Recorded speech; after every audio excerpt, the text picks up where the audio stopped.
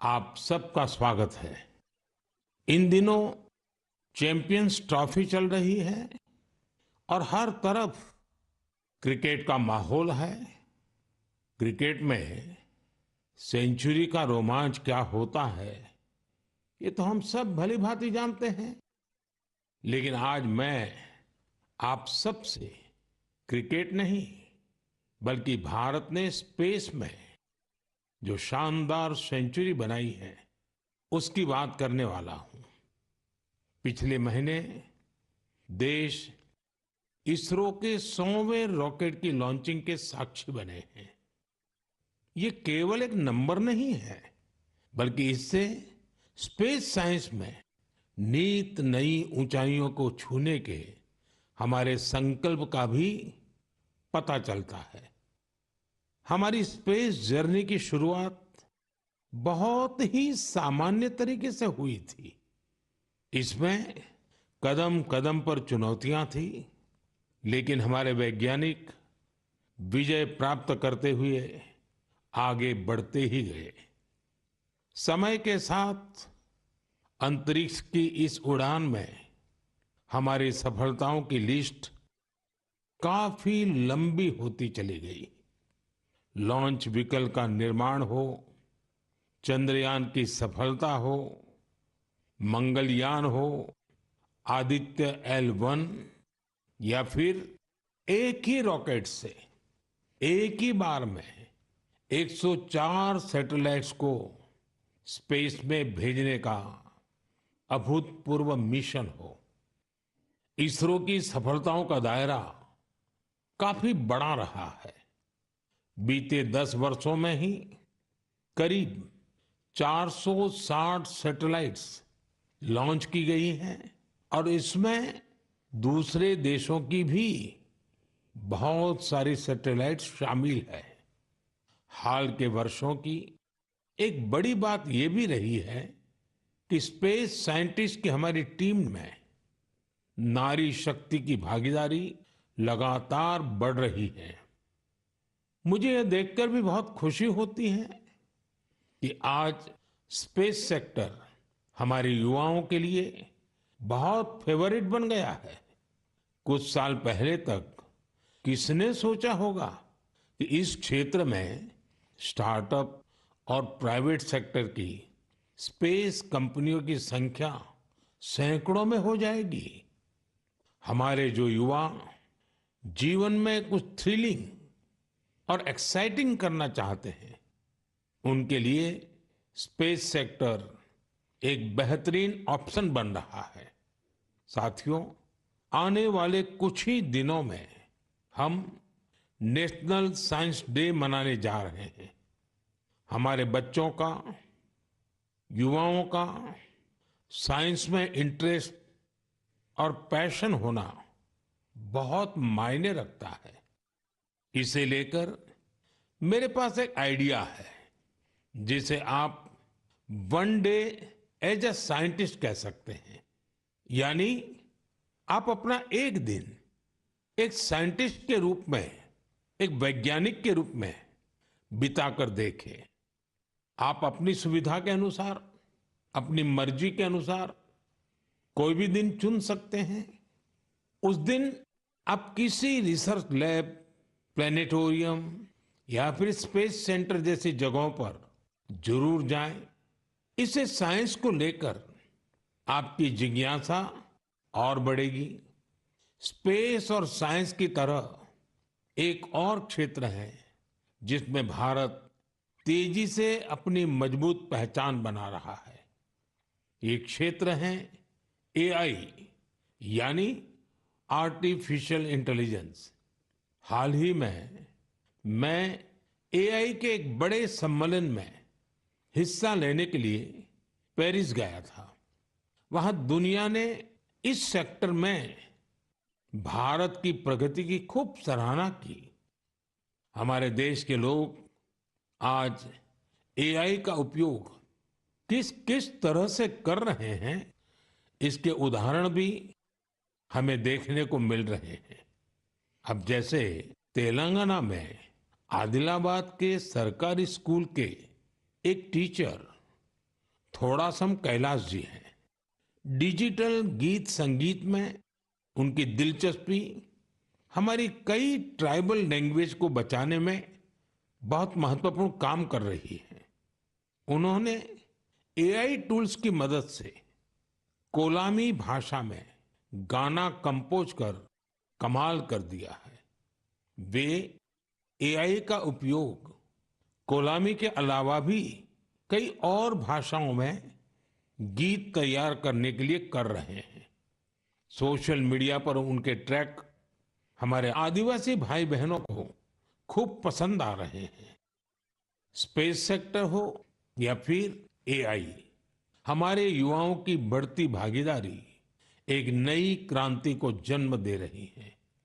नई नई टेक्नोलॉजी को अपनाने और आजमाने में भारत के लोग किसी से पीछे नहीं हैं। मेरे प्यारे देशवासियों, अगले महीने 8 मार्च को अंतर्राष्ट्रीय महिला दिवस है। यह हमारी नारी शक्ति को नमन करने का एक विशेष अवसर होता है। देवी महात्म्य में कहा गया है, विद्याः समस्ताः तव देवी भेदाः स्त्रियः समस्ताः सकला जगत्सु। अर्थात सभी विद्याएं देवी के ही विभिन्न स्वरूपों की अभिव्यक्ति है और जगत की समस्त नारी शक्ति में भी उनका ही प्रतिरूप है। हमारी संस्कृति में बेटियों का सम्मान सर्वोपरि रहा है। देश की मातृशक्ति ने हमारे स्वतंत्रता संग्राम और संविधान के निर्माण में भी बड़ी भूमिका निभाई है। संविधान सभा में हमारा राष्ट्रीय ध्वज प्रस्तुत करते हुए हंसा मेहता जी ने जो कहा था, मैं उन्हीं की आवाज में आप सबके साथ शेयर कर रहा हूं। It is in the fitness of things that this first flag that will fly over this august house should be a gift from the women of India. We have donned the saffron color. We have fought, suffered and sacrificed in the cause of our country's freedom. We have today attained our goal. In presenting this symbol of our freedom, we once more offer our services to the nation. We pledge ourselves to work for a great India, for building up a nation that will be a nation among nations. We pledge ourselves for working for a greater cause to maintain the freedom that we have achieved. साथियों, हंसा मेहता जी ने हमारे राष्ट्रीय ध्वज के निर्माण से लेकर उसके लिए बलिदान देने वाली देश भर की महिलाओं के योगदान को सामने रखा था। उनका मानना था कि हमारे तिरंगे में केसरिया रंग से भी ये भावना उजागर होती है। उन्होंने विश्वास व्यक्त किया था कि हमारी नारी शक्ति भारत को सशक्त और समृद्ध बनाने में अपना बहुमूल्य योगदान देगी। आज उनकी बातें सच साबित हो रही हैं। आप किसी भी क्षेत्र पर नजर डालें तो पाएंगे कि महिलाओं का योगदान कितना व्यापक है। साथियों, इस बार महिला दिवस पर मैं एक ऐसी पहल करने जा रहा हूं जो हमारी नारी शक्ति को समर्पित होगी। इस विशेष अवसर पर मैं अपने सोशल मीडिया अकाउंट जैसे एक्स, इंस्टाग्राम के अकाउंट्स, उनको देश की कुछ इंस्पायरिंग वुमेन को एक दिन के लिए सौंपने जा रहा हूं। ऐसी वुमेन जिन्होंने अलग अलग क्षेत्रों में उपलब्धियां हासिल की हैं, इनोवेशन किया है, अलग अलग क्षेत्रों में अपनी एक अलग पहचान बनाई है। 8 मार्च को वो अपने कार्य और अनुभवों को देशवासियों के साथ साझा करेंगी। प्लेटफॉर्म भले ही मेरा होगा, लेकिन वहां उनके अनुभव, उनकी चुनौतियां और उनकी उपलब्धियों की बात होगी। यदि आप चाहती हैं कि ये अवसर आपको मिले, तो नमो ऐप पर बनाए गए विशेष फोरम के माध्यम से इस प्रयोग का हिस्सा बने और मेरे एक्स और इंस्टाग्राम अकाउंट से पूरी दुनिया तक अपनी बात पहुंचाए।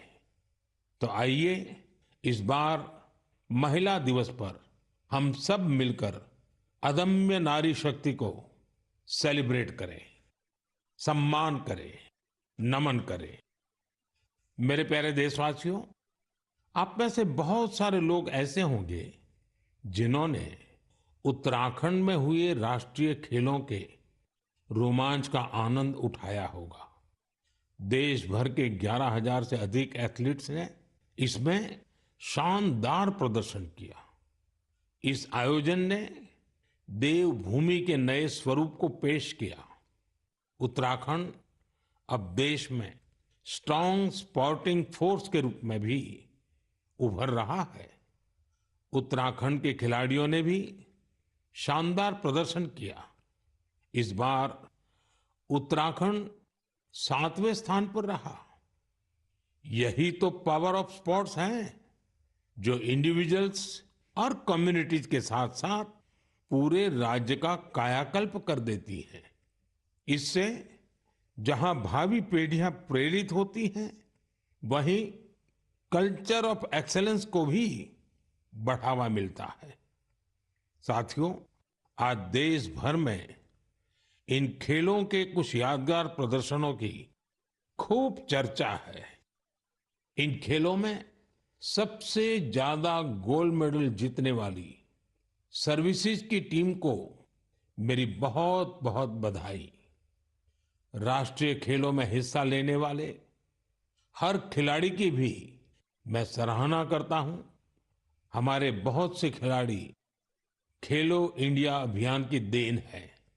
हिमाचल प्रदेश के सावन बरवाल, महाराष्ट्र के किरण मात्रे, तेजस सिरसे या आंध्र प्रदेश की ज्योति याराजी, सबने देश को नई उम्मीदें दी हैं। उत्तर प्रदेश के जेवलिन थ्रोअर सचिन यादव और हरियाणा की हाई जंपर पूजा और कर्नाटका की स्विमर धिनिधि दे सिंधु ने देशवासियों का दिल जीता। इन्होंने 3 नए राष्ट्रीय रिकॉर्ड बनाकर सबको चौंका दिया। इस बार के राष्ट्रीय खेलों में टीनेज चैंपियंस, उनका नंबर हैरान करने वाला है। 15 साल के शूटर गेविन एंटनी, यूपी की हैमर थ्रो खिलाड़ी 16 साल की अनुष्का यादव, मध्य प्रदेश के 19 साल के पोल वाल्टर देव कुमार मीणा ने साबित किया कि भारत का स्पोर्टिंग फ्यूचर बेहद प्रतिभावान पीढ़ी के हाथों में है। उत्तराखंड में हुए नेशनल गेम्स ने ये भी दिखाया कि कभी हार ना मानने वाले जीतते जरूर है। कंफर्ट के साथ कोई चैंपियन नहीं बनता।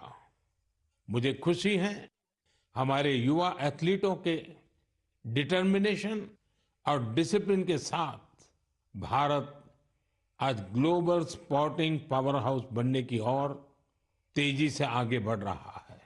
मेरे प्यारे देशवासियों, देहरादून में नेशनल गेम्स की ओपनिंग के दौरान मैंने एक बहुत ही अहम विषय उठाया है, जिसने देश में एक नई चर्चा की शुरुआत की है। ये विषय है ओबेसिटी, यानी मोटापा। एक फिट और हेल्दी नेशन बनने के लिए हमें ओबेसिटी की समस्या से निपटना ही होगा।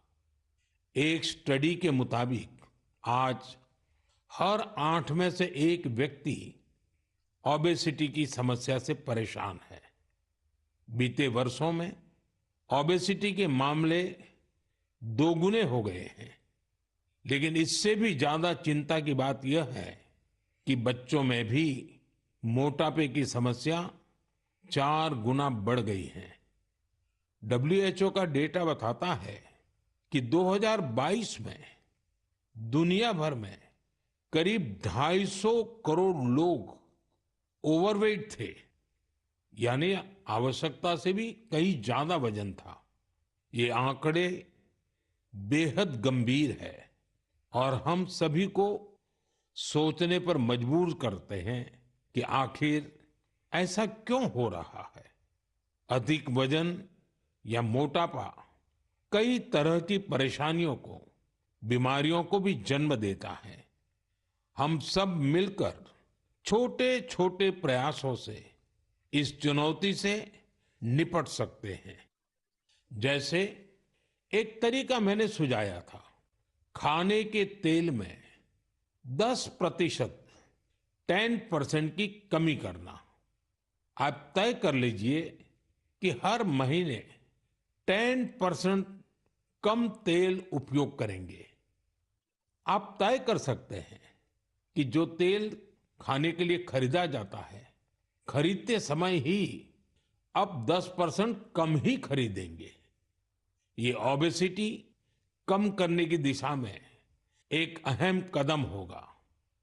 मैं आज मन की बात में इस विषय पर कुछ स्पेशल मैसेज भी आप लोगों से शेयर करना चाहता हूं।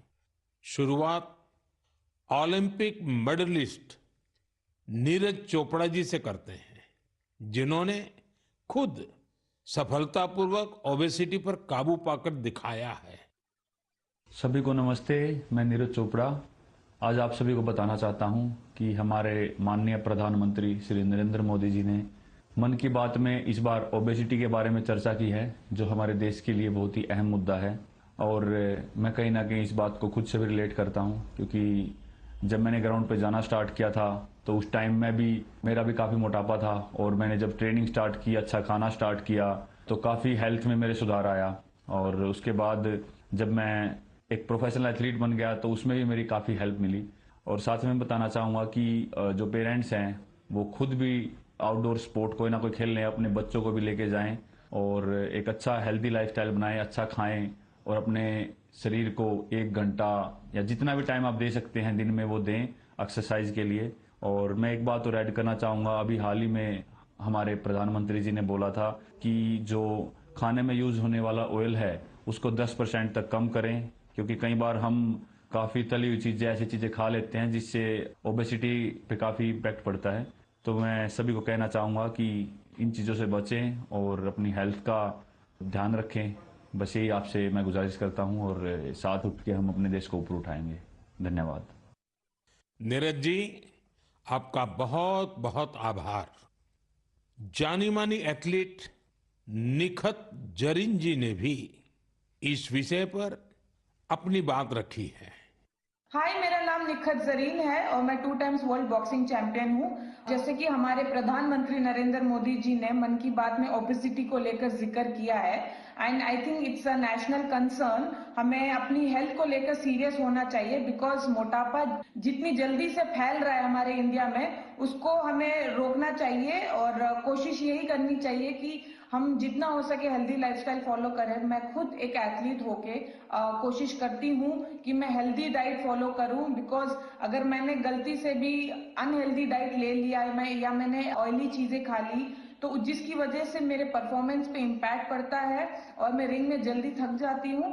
एंड मैं कोशिश यही करती हूँ कि मैं जितना हो सके एडिबल ऑयल जैसी चीज़ों को मैं कम इस्तेमाल करूँ और उसकी जगह हेल्दी डाइट फॉलो करूँ और डेली फिजिकल एक्टिविटी करूँ, जिसकी वजह से मैं हमेशा फिट रहती हूँ। एंड आई थिंक हम जैसे कॉमन लोग जो है, जो डेली जॉब पे जाते हैं, काम पर जाते हैं, एंड आई थिंक हर किसी को हेल्थ को लेकर सीरियस होना चाहिए और कुछ ना कुछ डेली फिजिकल एक्टिविटी करनी चाहिए, जिसकी वजह से हमें बीमारियों जैसे हार्ट अटैक है और कैंसर जैसे बीमारियों से हम दूर रहे और अपने आप को फिट रखें, क्योंकि हम फिट तो इंडिया फिट। निखत जी ने वाकई कुछ अच्छे पॉइंट्स बताए हैं।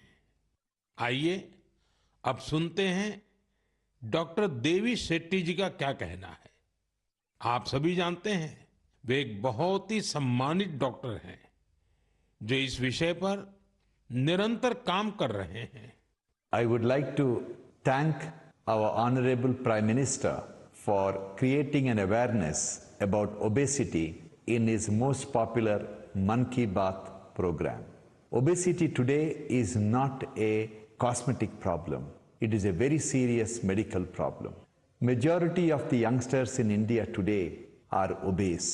The main cause of obesity today is poor quality of food intake, especially excess intake of carbohydrates, that is rice, chapati and sugar, and of course, large consumption of oil. Obesity leads to major medical problems like heart disease, high blood pressure, fatty liver, and many other complications. So my advice to all the youngsters, start exercising, control your diet, and be very, very active and watch your weight. Once again, I would like to wish all of you very, very happy, healthy future. Good luck and God bless. साथियों, खाने में तेल का कम उपयोग और obesity से निपटना यह केवल पर्सनल चॉइस नहीं है, बल्कि परिवार के प्रति हमारी जिम्मेदारी भी है। खान पान में तेल का अधिक इस्तेमाल हार्ट डिसीज, डायबिटीज और हाइपरटेंशन जैसी ढेर सारी बीमारियों की वजह बन सकता है। अपने खान पान में छोटे छोटे बदलाव करके हम हमारे फ्यूचर को स्ट्रॉन्गर, फिटर और डिसीज फ्री बना सकते हैं। इसलिए हमें बिना देर किए इस दिशा में प्रयास बढ़ाने होंगे। इसे अपने जीवन में उतारना होगा। हम सब मिलकर इसे खेल खेल में बहुत प्रभावी रूप से कर सकते हैं। जैसे मैं आज मन की बात के इस एपिसोड के बाद 10 लोगों को आग्रह करूंगा, चैलेंज करूंगा कि क्या वो अपने खाने में ऑयल को 10% कम कर सकते हैं, और साथ ही उनसे ये आग्रह भी करूंगा कि वो आगे नए 10 लोगों को ऐसा ही चैलेंज दे। मुझे विश्वास है इससे ओबेसिटी से लड़ने में बहुत मदद मिलेगी। साथियों, क्या आप जानते हैं कि Asiatic lion, Angul, pygmy hogs और लायन टेल मैकाक, इसमें क्या समानता है? इसका जवाब है कि ये सब दुनिया में कहीं और नहीं पाए जाते हैं, केवल हमारे देश में ही पाए जाते हैं। वाकई हमारे यहाँ वनस्पति और जीव जंतुओं का एक बहुत ही वाइब्रेंट इकोसिस्टम है, और ये वन्य जीव हमारे इतिहास और संस्कृति में रचे बसे हुए हैं। कई जीव जंतु हमारे देवी देवताओं की सवारी के तौर पर भी देखे जाते हैं। मध्य भारत में कई जनजातियां बागेश्वर की पूजा करती हैं। महाराष्ट्र में वाघोबा के पूजन की परंपरा रही है। भगवान अयप्पा का भी बाघ से बहुत गहरा नाता है। सुंदरवन में बोन बीबी की पूजा अर्चना होती है, जिनकी सवारी बाघ है। हमारे यहाँ कर्नाटका के हुली वेशा, तमिलनाडु के पुली और केरला के पुलिकली जैसे कई कल्चरल डांसेस हैं जो नेचर और वाइल्ड लाइफ के साथ जुड़े हुए हैं। मैं अपने आदिवासी भाई बहनों का भी बहुत आभार करूंगा, क्योंकि वो वाइल्ड लाइफ प्रोटेक्शन से जुड़े कार्यों में बढ़ चढ़कर भागीदारी करते हैं। कर्नाटका के बीआरटी टाइगर रिजर्व में बाघों की आबादी में लगातार वृद्धि हुई है। इसका बहुत क्रेडिट सोलिगा ट्राइब्स को जाता है, जो बाघ की पूजा करते हैं। इनके कारण इस क्षेत्र में मैन एनिमल कॉन्फ्लिक्ट ना के बराबर होता है। गुजरात में भी लोगों ने गीर में एशियाटिक लायंस की सुरक्षा और संरक्षण में महत्वपूर्ण योगदान दिया है। उन्होंने दुनिया को दिखा दिया है कि प्रकृति के साथ कोएग्जिस्टेंस आखिर क्या होता है। साथियों, इन प्रयासों के कारण ही पिछले कई वर्षों में बाघ, तेंदुए, एशियाटिक लायंस, राइनो और बारहसिंगा की आबादी तेजी से बढ़ी है और भारत में वन्य जीवों की डाइवर्सिटी कितनी खूबसूरत है, ये भी गौर करने लायक है। एशियाटिक लायंस देश के पश्चिमी हिस्से में पाए जाते हैं, जबकि टाइगर का क्षेत्र है पूर्वी, मध्य और दक्षिण भारत। वहीं राइनो पूर्वोत्तर में मिलते हैं। भारत का हर हिस्सा न केवल प्रकृति के लिए संवेदनशील है, बल्कि वाइल्ड लाइफ प्रोटेक्शन के लिए भी प्रतिबद्ध है। मुझे अनुराधा राव जी के बारे में बताया गया है, जिनकी कई पीढ़ियों का नाता अंडमान निकोबार आइलैंड से रहा है। अनुराधा जी ने कम उम्र में ही एनिमल वेलफेयर के लिए खुद को समर्पित कर दिया था। 3 दशकों से उन्होंने हिरण और मोर की रक्षा को अपना मिशन बनाया। यहाँ के लोग तो उन्हें डियर वुमेन के नाम से बुलाते हैं। अगले महीने की शुरुआत में हम वर्ल्ड वाइल्ड लाइफ डे मनाएंगे। मेरा आग्रह है कि आप वाइल्ड लाइफ प्रोटेक्शन से जुड़े लोगों का हौसला जरूर बढ़ाएं। यह मेरे लिए बहुत संतोष की बात है। इस क्षेत्र में अब कई स्टार्टअप्स भी उभर कर सामने आए हैं। साथियों, यह बोर्ड एग्जाम का सीजन है। मैं अपने युवा साथियों यानी एग्जाम वॉरियर्स को उनकी परीक्षाओं के लिए बहुत बहुत शुभकामनाएं देता हूं। आप बिना कोई स्ट्रेस लिए पूरी पॉजिटिव स्पिरिट के साथ अपने पेपर दीजिए। हर वर्ष परीक्षा पे चर्चा में हम अपने एग्जाम वॉरियर से परीक्षाओं से जुड़े अलग अलग विषयों पर बात करते हैं। मुझे खुशी है कि अब ये कार्यक्रम एक संस्थागत रूप लेता जा रहा है, इंस्टीट्यूशनलाइज हो रहा है। इसमें नए नए एक्सपर्ट्स भी जुड़ते चले जा रहे हैं। इस साल हमने एक नए फॉर्मेट में परीक्षा पे चर्चा करने का प्रयास किया।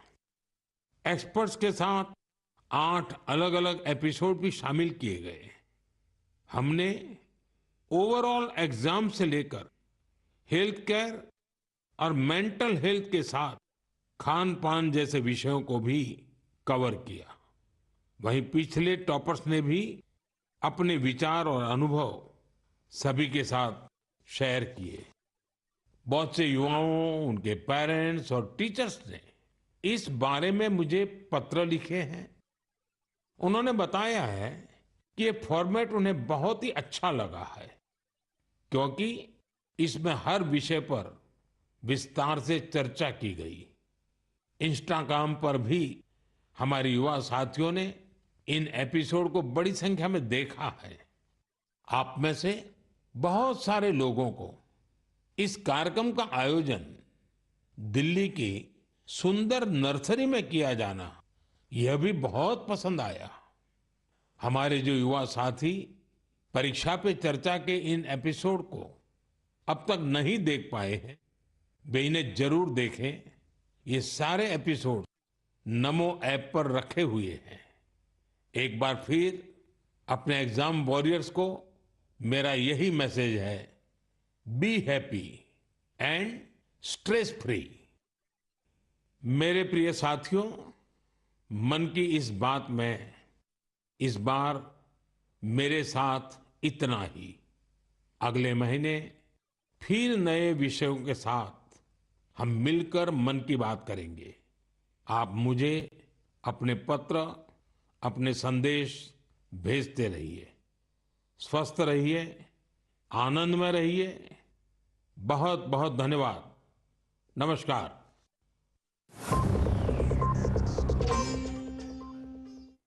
पीएम मोदी की मन की बात को आपने सुना, 119वां संस्करण, और जिस तरीके से पेरिस में एआई समिट हुआ था, कुछ उसी तरह का एआई वाला मंत्र देते पीएम मोदी नजर आए। विकसित भारत का संकल्प लिए।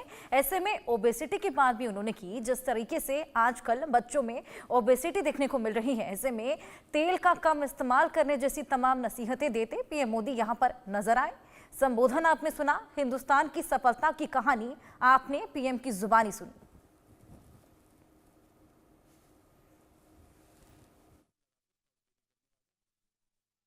बड़ी खबर के सह प्रायोजक हैं